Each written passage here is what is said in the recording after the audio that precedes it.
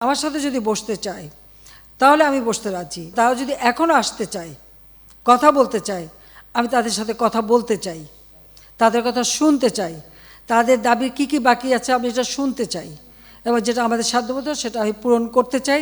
আমি এই সংঘাত চাই না। তারা যদি বসতে চায় আমার সঙ্গে, এই আন্দোলনকারীরা, কোটা আন্দোলনকারীরা, আমি তাদের সাথে বসবো, তাদের কথা শুনবো, তাদের দাবি দেওয়া এ পর্যন্ত যা মেনে নিয়েছে আরও কিছু আছে কি না সেটা হয়তো শুনতে হবে। এবং আপনাদের সামনে আমি বলতে চাচ্ছি যেটা দেশবাসীরও জানা উচিত যে আমি কখনোই আমার দরজা বন্ধ করিনি। গণভবনের দরজা খোলা।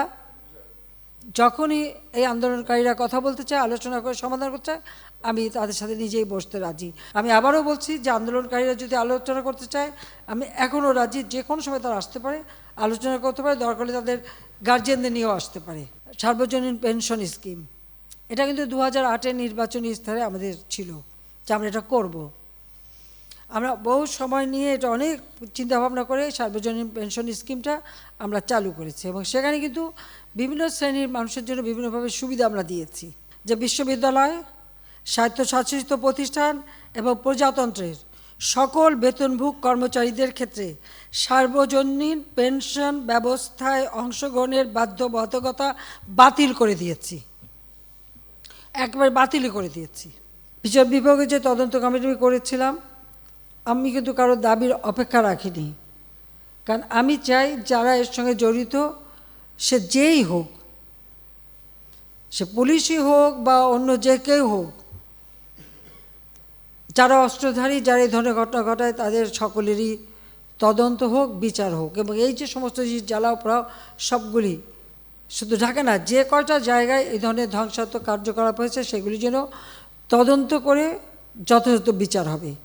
তার জন্য আমি যে জুডিশিয়াল কমিটি করে দিয়েছিলাম, সেটা আরও 2 জন নিয়োগ দিয়ে এটাকে 3 সদস্য বিশিষ্ট আমরা করে তাদের কর্মপরিধিটাও বাড়ালাম, সময়টাও বাড়িয়ে দিলাম, যাতে যথাযথভাবে এটা তদন্ত হয়।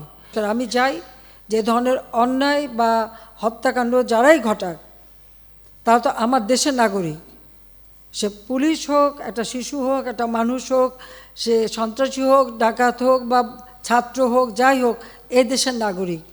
আমি এর যথাযথ তদন্ত করে তাদের বিচার হবে, আমি সেটাই চাই। যে হত্যাকাণ্ডের সাথে জড়িতদের অবশ্যই বিচার করা হবে। আমি এটা স্পষ্ট বলি, হত্যাকাণ্ডের সঙ্গে যারা জড়িত সে যেই হোক, অবশ্যই তাদের বিচার করা হবে, এবং যারা জড়িত তদন্ত করেই তা বের করা হবে।